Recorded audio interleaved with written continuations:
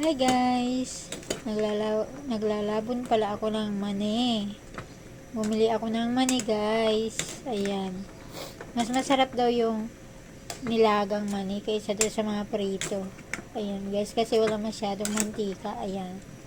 Alam nyo guys, na namimiss ko yung sa probinsya. Yung pag nagtanim ng mani, tapos pag aanihin na, kumpul-kumpul yung laman, diba? Nakaka-enjoy kaya mag-ani ng mani.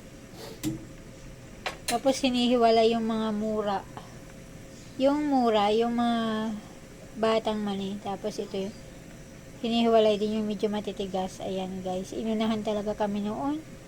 Mga bata pa kami. Talagang paramihan guys. Yung tatlo-tatlo ang butil, may apatan. Tinatali namin yun para inunahan kaming makarami. Ayan guys.